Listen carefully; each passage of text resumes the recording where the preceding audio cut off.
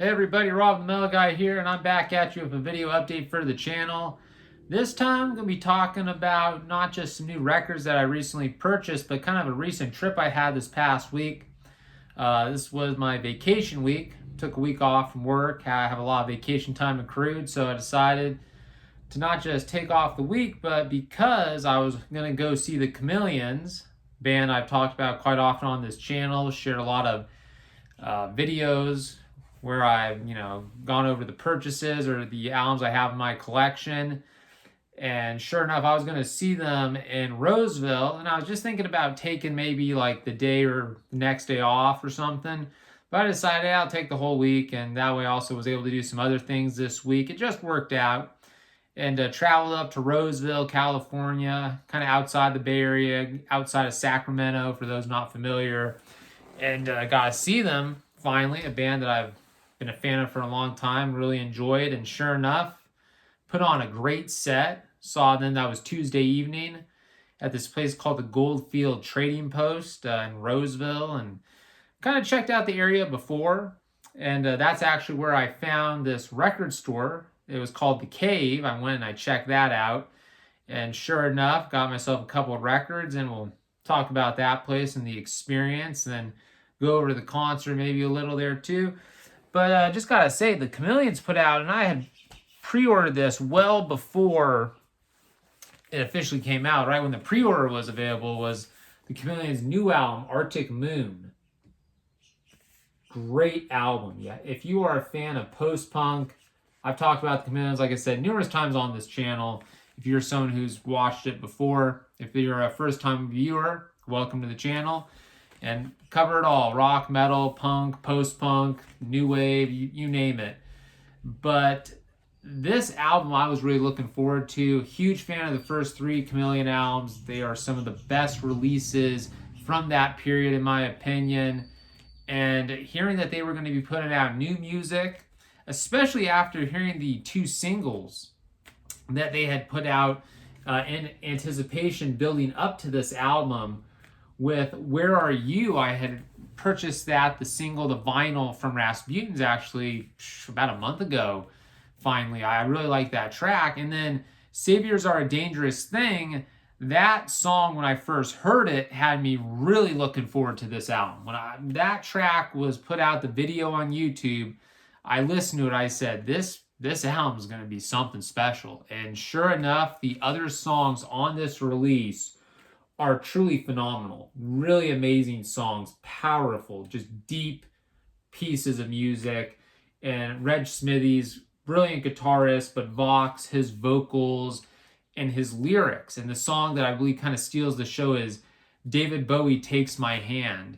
And getting to see them perform that live was so amazing. It just blew me away, right? The song on the album not only sounds brilliant, but when you see them live and the arrangement and how everything sounded, it really was amazing. And the set list that they put together for that show that I saw them perform Tuesday, I have to give a shout out, because I loved how they were able to mix some of the new songs like David Bowie Takes My Hand. They also played Lady Strange. They opened with Where Are You?, which was really cool. I thought that was a perfect opening song to kick off the night. And then Saviors Are a Dangerous Thing, getting to hear that, live, I was excited. And also because I play guitar, getting to see Reg play that song kind of inspired me to kind of pick up my guitar when I got back the next day and start trying to play along to it and mess around with the chord progressions on that track, and also kind of figure out where he used his capo to really get the authenticity of that song. So that was kind of cool. And they also, in this mix of songs from Script of the Bridge, the debut, the first album from the Chameleons, plus my favorite album, which I have here on vinyl. I also have the CD, but Strange Times, to me, this is my favorite album from the Chameleons. And getting to hear Soul in Isolation was pretty awesome. And then, of course, one of my favorite riffs, Swamp Thing, getting to hear that live. And they did an awesome encore. Second Skin, Don't Fall. And then they also do a little medley where he throws in the lyrics from Rebel Rebel by David Bowie, which was great, and then getting to see them during Soul in Isolation even do a couple lyrical references. You hear the Doors, All Our Leaders Are Insane, that's from a Doors song. And then also getting to hear, they did, I believe, the Beatles, All the Lonely People. I heard him use that lyric. So he kind of throws that in there, right? Improvs during that break in Soul in Isolation, which I thought was fascinating. But this release, I had purchased this from, trying to think, this was from Up the Creek Records. And they had a copy of this, and I was so excited. I already had it on CD, but when I found this at Up the Creek Records, I said, yep, getting this as well. And got to give a shout out to the second album. And that's actually the shirt, as you see here, this clean, awesome looking shirt. The album cover to their second album. What Does Anything Mean? Basically, love this release. The artwork, Reg Smithies, he does the art, and he's a phenomenal artist. And the songs on here that, I really like, Looking Inwardly. I've talked about this quite often before, In Shreds. Probably Singing Rule Britannia is my favorite song off of this, but then there's a couple other really good ones like P.S. Goodbye. Yeah, I mean, to me, you can't go wrong with the Chameleons. Highly recommend it. And a band putting out a new album, right? It's been a while since those, that their fourth full-length album came out like 2001, 2002. So there was quite a long break when it comes to full-length albums, but they nailed it. This release right now is, to me, one of the best all-around albums in the world of rock, metal, anything. One of the best releases I've heard this year. And the art Reg does is, again, just truly amazing. Just inspiring. Love his art. It just fits everything about this band. So again, to see them was awesome. They put on a good performance. Like I said, the set list I thought was just great because they had the new songs, the old songs. So and these new songs are like the songs you wanted to hear, right? You really wanted to hear some of these tracks off the sound live, and they delivered it, and they sounded awesome. And I was right there again to see Reg play. I was on the right side of the stage watching him show off his mastery skills as a guitarist. But yeah, I had a great time. Opening bands. Wicked, the first band, kind of reminded me of like Ministry, very heavily influenced by industrial. They were all right. I thought the bassist, he played decent, and they were actually just a bassist, guitarist, and then they had the box with the programmed drum, bass, drum beats and everything, that whole kind of pre-recorded tracks, right, backing tracks, which they played pretty well, solid music. Like I said, very much reminded me of like the Ministry with Sympathy Twitch period. Also slightly little, 9 Inch Nails feel at times to it, but a lot of the old school industrial kind of music. Not bad. They're called Wicked if you want to check them out. It's spelled W-I-C-C-I-D. So, but then Velt. I've heard of them before, and all I'm going to say with Velt, there were quite a few guitarists on stage, and the way that they were mixed, man, it just sounded like a hodgepodge of sounds. There was a lot going on, very clustered. Chameleons, when it came to the mixing for them and how they sounded, the levels of everything. And also, I got to give the Chameleons, they actually had a drummer who was brilliant, amazing behind the kit. He nailed those songs, I'm telling you. Where with like Velt, they had the laptop, right? And it was that type of, I don't know, over the just burden feel of the guitar sounds. And I know there's a lot of people that like them and they're into that, the proggy, funky, shoegazy, post-punky, atmospheric rock feel. But there were times where it just was getting to be like, which song is this? Because they all kind of blended together. The singer, he had on the little red crochet beanie, and he started doing like he was spinning around during one of the songs. It was kind of like a robot, it was kind of funny. He was doing this dance. They seemed like really cool guys. Like during the Chameleon set, they were actually near me, and they were rocking out during Second Skin and Don't Fall. So I was like, oh, these guys are cool. Just musically, I wasn't like, oh my God, this is brilliant. To me, it was more like, and they also had like a movie playing in the back. It was like some Japanese film with their logo on a projector, and I was trying to figure it all out. Like, there was a lot to process, and it was the mix. And I think one of the guitarists even recognized that, because he was even like, you had to turn it down. There was too much going on. Whoever was doing the sound engineer, I don't think really had a grasp of how to handle this band's sound or get the best out of it. So that's all I'm going to say to that. But hey, you know what? It wasn't like one of those performances where you just completely just want to start throwing tomatoes or fruit. You know, they weren't horrible. I'll be fair to that, you know. But the Chameleons were the ones that, again, that's what I'm here to see for. That's where I was excited. I was singing along, up the down escalator. Lyric, you know, for lyric, I was right there, you know, rocking out. And so were like the guys next to me. And actually, there was like a dad that brought his kid who looked like he was a big fan of the Chameleons, because he was rocking out as well throughout this set. The people in the front, I thought we were super excited, right? We were fans, so that was so cool to have that, right?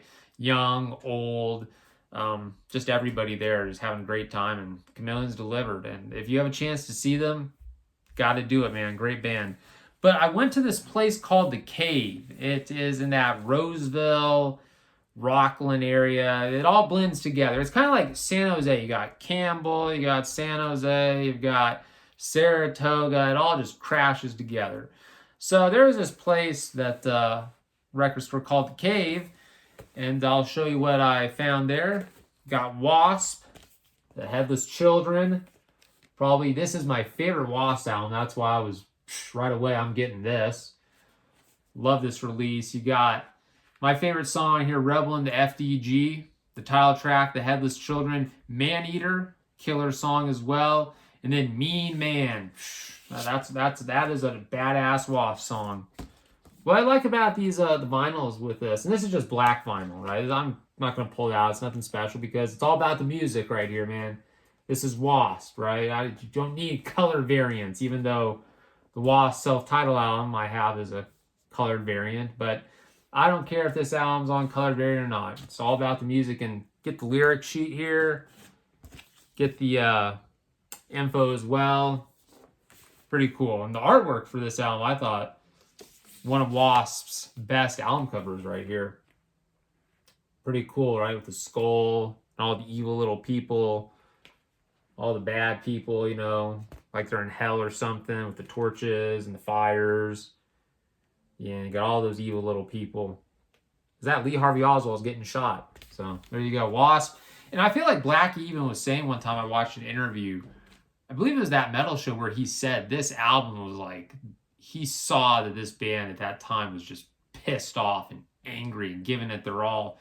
And you definitely feel that on the second side of this album. Rebel into FDG is a badass song. That is one of the all-time great W.A.S.P songs, in my opinion. So really happy I got that. And then this one surprised me that they had a copy of this. Nocturnus. Old school sci-fi themed death metal from Florida. The great Mike Browning on drums. Of course, started in Morbid Angel. Then he formed Nocturnus. Some brilliant music right here from this band. Their debut album, The Key, is, in my opinion, one of the best death metal sci-fi themed albums around, right? That was, when it comes to conceptual death metal, well, I guess not all the songs are, again, it's not a true concept album, but quite a few of those songs are like, again, they're going with this theme, the android taking the time machine back in time, destroying Christianity, crazy insanity with, you know, a lot of those concepts. But I loved it, right? You know, a lot of people are like, what? That's insane. Just brilliant creativity with the sci-fi, futuristic, horror themes, and musicianship. I always felt Nocturnus was one of those bands that came out of the Florida scene that just had some of the best musicians, the riffs, the time changes in their songs, right? Everything about them. There's something a little more, right, than some of the other bands, right, to me. And this album, you know, I really like, because you have some great instrumental track. You have a great instrumental track. Nocturne in B minor is a really cool song that if you have not heard, check it out. And the album cover for Thresholds is, again, so cool. It's like the sci-fi horror, it's a planet, you know, core blown up and stuff. And this is on, as you see here, you got the Nocturnus, Pentagram, got the lyrics. This is on a variant, solid white. And yeah, Mike Davis is just brilliant. He's a great guitarist. And I gotta say that this was the album that they actually had a vocalist, Dan Izzo, because Mike Browning played drums and did the vocals for the key. But I remember, because I'll give a cheap plug for if you want, on my channel here, I interviewed Mike Browning for my college radio show when I hosted that.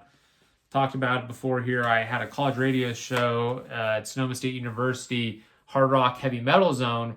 And sure enough, I was able to interview Mike Browning. He was nice enough to do that interview because at the time, he was getting ready to do the Nocturnus AD, right? And a couple years later, he put out that album, Nocturnus AD. And so we were talking about that. And then we also went back and talked about the key, talked about thresholds here, and how it was really like the label is like, oh, you should have a vocalist, right? And there was a lot of discussion into kind of at that time what was going on. You know, again, labels have a lot of influence and recommendation and stuff. And I like the key, but I will always say the songs on here, the musicianship on here is not to be ignored. This is a really good album. Again, Nocturnus, the two albums they put out there, the key and Thresholds, some of the best quality, you know, death metal, you know, technical too. Very influential. A lot of bands I feel listen to these releases, and I still hear bands to this day that take a lot from Nocturnus and have told me they're fans of Nocturnus. So there you go. Glad I got that on vinyl though. And this place, The Cave, they had quite an interesting selection. Like they had a lot of metal vinyl. I saw quite a few albums. They had Saint Vitus, Mournful Cries. They had Fear of God's debut album, which was that shocked me. Doom, sludgy, thrashy band from LA. Dawn Crosby, she was a great singer there with that first album from Fear of God. So when I saw that, I was like, man, if someone just gave me like a ton of money to go spend, you know, and also spend time, because there was like this huge section of metal and punk, but it was not very well organized. There was no alphabetical order, right? It wasn't like categorized too. You just had metal, and then it was like this massive section you had to just thumb through, and I kept finding stuff. And then I'd find stuff like the same Slayer album, like, okay, how many Seasons of the Abyss vinyls can you have on, you know, copies of? Geez. But it was overall, it was an interesting place, kind of dusty. Rasputins, I will say, I used to complain about the workers of Rasputins. You know, might need to go to charm school. Well, Rasputin's employees definitely were beating the cave people in terms of customer service. Oh my gosh, I saw a guy, he looked like Ted Nugent's brother, had too many strawberry daiquiris, and was vacationing in Maui and let himself go. That's all I'm going to say to that. That guy, it's like he didn't even want to like say, how are you doing? He didn't even say that. He looked kind of miserable. So, and then the one employee, I asked her because I was interested, hey, do you have Deicide Legion? Because it just came out, re-released on vinyl.